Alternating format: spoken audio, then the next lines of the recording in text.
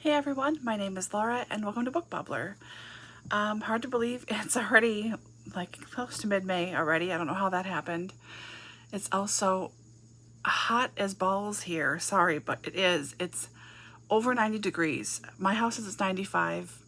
It's typically a little bit warmer than, that shows up a little bit warmer than it actually is, but it's at least 90 degrees today, which I think is like 30 Celsius. Y'all, I'm filming this on Thursday. It's the 12th of May. Tomorrow's Friday the 13th. Like, come on. And we usually get like a day or two of warm weather, but it's been really hot all week this week. This is too much too soon. It was 50s last week. Like, oh well. Anyways, let's see. Song of the week this week. Oh, I'm not prepared at all.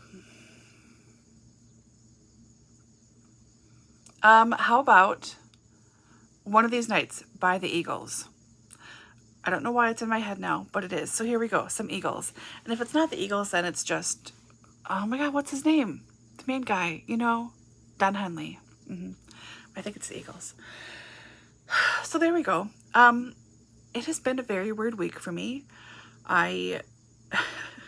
Despite filming several videos last Saturday, I've posted none of them, including last week's Friday reads, just straight up didn't. I don't know. I don't know what's going on. Been doing a lot of stuff for Double Booked Co. And I've had quite a few clients this week, massage clients this week, so I've been keeping very busy. But yeah, I just sort of come home and collapse. I'm not productive. And by the time I remember to do something like, I don't know, upload a video that I've already filmed, I go, my computer's off, or, oh, it's 10 p.m. I'm not doing it now. Like, I don't know. I gotta get my give a damn up and going again. Whatever that phrase is. That was not it, but you know what I mean. Also, allergies, like, oh my gosh, it's terrible. It's not, I don't like necessarily cough or sneeze or anything, but it's my eyes. Like, they are so irritated and they're so like sticky all the time, and I feel like I'm constantly blurry. Everything is blurry all the time, always, because it's just like too much fluid. I don't know what it is. So I have no makeup on. I'm not wearing makeup at all because it's just like, I just end up wiping it off my face. I'm trying to, it just, so fun, right? Like, everything went crazy. The pollen went crazy. Everything went crazy this week. Ugh. Anyways, okay. So I have finished 2 books. I was going to include last week's stuff I finished too, but that was only from the week before, the 4 books that I finished, 5 books, sorry, that I finished during Dewey's Readathon. But I have a vlog for that. That's not posted, so I'm not I'm not posting last week's Friday reads. I am just going to talk about that and let that sit there, let those 5 books sit out there to try and force my own hand to upload that dang video. Honestly. So, what was the song of the week last week? I don't even know. Wow. Yeah. It's updated in my Spotify playlist, so if you check it out, it's there. I feel like it was... yeah, I don't know who it was. It was a newer song. That's all I remember. This is your first video with me. I'm so sorry. I'd like to say it's normally different, but it's not that different. Okay, let's get to the books I actually finished. So, I finished Gironimo. This is Writing the Very Terrible 1914 Tour of Italy by Tim Moore. Tim Moore is a British writer and humorist, I guess you could say. Humorist writer? I don't know. And I have heard of him for years, and I've like read snippets of things, but never a full book of any kind before. And I got this from Book of the Month Club. This was one of my first picks when I joined in 2016. They used to not put their own imprints out for everything, so this is just a regular book. Like, there's no way to know it's Book of the Month, but I know it is. So, doesn't matter anybody but me. Anyway, so this is about Tim's riding the 1914 bicycle tour on Italy. It's called the Giro, and it's not just like Gironimo. It's called the Giro, I think. I listened to the audiobook. I didn't read it physically, so yeah. Giro d'Italia, the hardest bike race in history. 81 riders writers started and only 8 finished after enduring cataclysmic storms, wow, roads strewn with nails, and even the loss of an eye by one competitor. Now Tim Moore is going to write it, and he's committed to total authenticity. So, 10 or 12 years before this, Tim competed or rode the Tour de France. So he's now, this 10, 12 years older, hasn't really done a ton of riding necessarily that you would normally think of, but he decides he wants to do this terrible bicycle tour.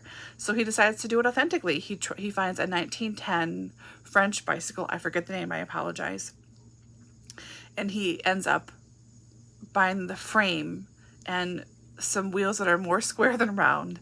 And then he knows friends in the racing world, so then they help him source at like junk shops, spokes, and tons of things. He just buys huge boxes of little fiddly metallic piles of crap, as he says, and cleans them up, finds what they go with, finds what they don't. So the first, I'm going to say, quarter to third of this book is him doing that. He finds the bike in France, in northern France, and fixes it all up at home in England. So that's a big chunk of it, and that part was a little bit boring just because I'm not super into bicycling and I'm not super into the names and everything else, though I do find that kind of thing entertaining and educational in a strange way. I mean, you couldn't quiz me on anything, please don't, but I did find it entertaining at least. So that's the first little part of this book, and then he eventually gets over to Italy, and it's a loop around Italy. It's Milan to Milan is what it is. And so you have some historical times, like physical times that people that finished the race tracked, and then in the book you get Tim's times comparatively. In the audiobook it just says blank for Tim's times. I don't know why, but it does. So we follow Tim as he takes his super ancient bike on this very terrible tour all around Italy.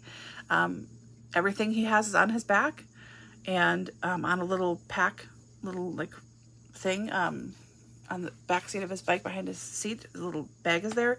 He washes all of his clothes out every night when he gets to whatever hotel he ends up staying at, eats a ton of pizza, has a bunch of wine, and then goes to bed, crashes, wakes up the next morning at 7 and goes out again, So of course there's bike problems, of course there's traffic problems. His parents come to visit him for parts of it. They stay for I think a week somewhere, and Tim takes a couple of days off to spend with them, but otherwise he's riding between stops with his parents. And this was a lot of fun. The narrator, whose name I forget, I apologize, I will put his name and everything below, did a great job. I mean, very dry humor. There is a little swearing in here, which just made me laugh out loud, quite frankly, because it was always just when you didn't expect it necessarily. And I liked Tim's writing style. It was very fun to listen to, entertaining. It kept me interested all throughout. For someone who, like I said before, doesn't care about racing, bikes, or anything, I was really interested in everything here. So I have a couple more books by him on my shelf, and I'm going to get to them sooner than later. But I did really enjoy this one. I'm just under 4 stars, but let's just call it 4 stars. And if you think you might be interested in this, I would say pick it up. I mean, it really was a fun time. Also, when I was listening to this, his tone and verbiage and everything reminded me a bit of Peter Mayle.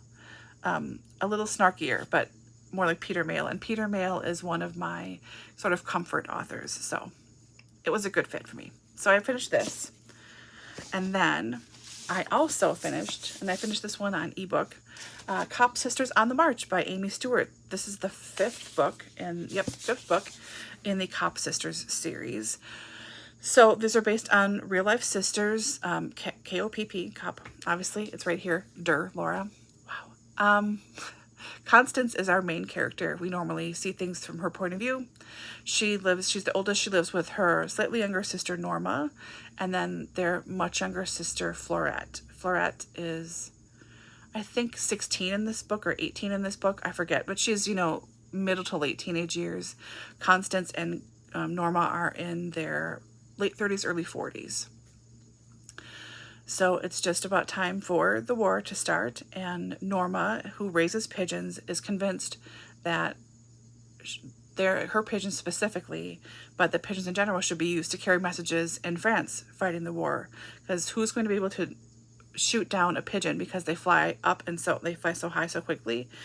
So she thinks this is like the ticket, whatever. So they all want something to do. Constance is, slight spoilers for other books in the series, but if you read them, you know. Constance was essentially fired from her job working as a policewoman in New Jersey because her former boss lost the election. And there's a new man in town. He didn't think that women belonged in jails, and certainly didn't need a matron, so she was out of a job. She's been kind of listlessly doing stuff around the house, not sure what to do. Norma's working on her pigeon stuff, and Florette, who is into stage and sewing and making costumes and performing and things, she's doing that. But they know the war is coming, and there are these camps that are historically accurate that women would go to for 2 weeks, and they would learn how to help the boys in the front. Rolling bandages, making a bed scientifically, that's a real thing, practicing with wooden guns, like marching and, you know, all the fancy positioning and stuff. Clearly, I don't know what I'm, you know. So it's all that kind of thing. They have uniforms, they stay in camps, they eat in a mess hall. It's like mini army for women, but it's all very womanly things. Oh, like how to make a large meal is one of the things too. So they get there. The ladies who are in charge of this camp are happy to just keep along with how things are going, what the camp is set out to do. They've done these before several times. Constance is not happy with it, and she thinks they should be practicing shooting with real guns, and they should be trying to learn how to like fight hand-to-hand combat. And all this sewing and stuff is fine, but there's a lot of things that women can do that would be more helpful than scientifically folding a bedsheet a certain way. So after one of the ladies in charge has an accident and breaks her leg and hip or something, horrible break, actual accident, she leaves, and then she names Constance to be put in charge. So Constance runs this camp how she sees fit. And there's a certain group of people that Constance ends up teaching how to shoot real guns. They have to be careful, and they don't want to get in trouble and all this stuff. And eventually Constance sort of comes into her own. So it's these Kopp sisters. Norma is there teaching girls about pigeons. She's made this huge hut on wheels. That's a pigeon house. So she's teaching classes on that. Florette is repairing things, and she also has contacts in the theater world, and she has her former employer, May Ward, who is a vaudeville star, a real vaudeville star. She writes to her to come with her troupe of people to perform for the girls in the last week as like a morale boosting thing. So that's the Kopp sisters. So you have them all doing their thing, and then the new character this time is Beulah Binford. Beulah Binford is also a real person in history. She was part of a murder trial. Her ex-lover was a rich guy. She was an extremely poor young lady. She started working as a prostitute by choice when she was very young, and she found him, and they sort of fell in love, but he couldn't marry her because, again, she was low class, he was high class. She got pregnant, they had a baby, gave it up. They didn't have contact for a long time. He got married to a woman of his caliber. Beulah moved on with her life, and she ends up getting back in the same circle as him, maybe, 8 to 10 years later. And he sees her somewhere. She doesn't want anything to do with him. I mean, she's still attracted to him, but they just have a couple of conversations. He seems to have lost his mind. He's miserable in his marriage, and he ends up killing his wife. And they blame everything on Beulah, this is all happened in real life. So Beulah gets blamed for all of this stuff, and she didn't do anything, but her name is smeared. So she's going under a fake name. Constance thinks something is fishy with her, and she doesn't believe her fake name. So we're getting Beulah's viewpoint. You're getting flashbacks of her story in chunks as time progresses throughout the novel. So you wonder how it's all going to come to a head, and how all these girls are going to end up, and how the training is going to go, and what's really going to happen if they get called to war, if the United States does vote to go to war, because it's iffy right now. It's a whole bunch of stuff in this mystery novel. It was great. I love these books. Amy Stewart does such a great job researching the sisters, and I mean, they're well established now. We all know who they are. That's fabulous. I think it's great that she included real military people too, and like the lobby people are all real. Beulah Binford, a real person, and all the parts that she fills in with fiction feels very real. She does such a good job. So I really enjoyed this. Again, high 3, rating it as a 4-star. Really enjoy this series. If you like these at all, if this sounds interesting, start with the first book. You really should read them in order because it's linear time-wise, and you can get to see the characters grow and their relationships change and their jobs change and all that stuff. So this was really great. I'm hoping to get to the 6th book very soon. I already own it. And I think I showed this maybe a year ago on the channel. I got the 6th book, and it's the same publisher, but they changed the hardcover size to be more like this. So it's like way smaller all the ways. So frustrating. Anyways, I have the 6th book coming up, and that book is all epistolary. It's letters from the sisters all writing to each other from where they are now across the world, all 3 of them. So you get their points of view, and I think also their friends writing letters back and forth. So looking forward to that very much. So that's what I finished this week. Thank God for audio and ebooks, right? I mean, I don't know otherwise. Let's see. In my Dewey's vlog and in last week's Friday Reads, which you won't see anymore, I finished the 2nd book in the School for Good and Evil series. This is the 3rd book, so by Soman Chainani. This is a middle grade, early YA series based on fairy tales. And I enjoyed the 2nd book very much. I loved the first one. When I read it shortly after it first came out, loved it. Read the 2nd one, finally finished it during readathon, enjoyed it. I thought, I'm going to get to this 3rd book right away because it's really chunky and I want to keep the momentum going. Not only to keep finishing up series I already own and catch up with some of those. Maybe finish them, that would be great, but you know, whatever. And so I didn't forget things like I did for the 2nd book.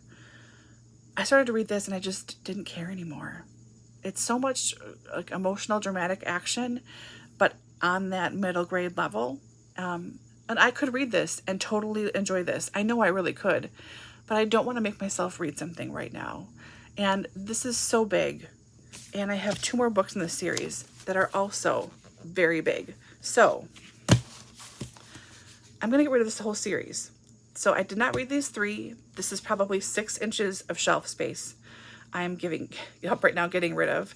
I will pull the other 2 out of my already read bins in the basement and get rid of them too. So I really enjoy them. I highly recommend them. If you have kids that age and you think they would enjoy these, they're very worth checking out. I do like them, but it's just not right now. Thousands of pages of stuff to just kind of go, yeah, no, I don't want to do that.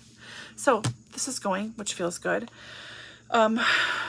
This is my May TBR. I need to start these and keep them going. I did start these 2 already, but I need to pick up that pace. I need to pick up the pace in reading physical books too. I have so many books now overdue at the library. It's not funny. I don't know, man. I have to stay awake and get my eyes cleared up enough so I can keep reading is part of the problem. Anyways.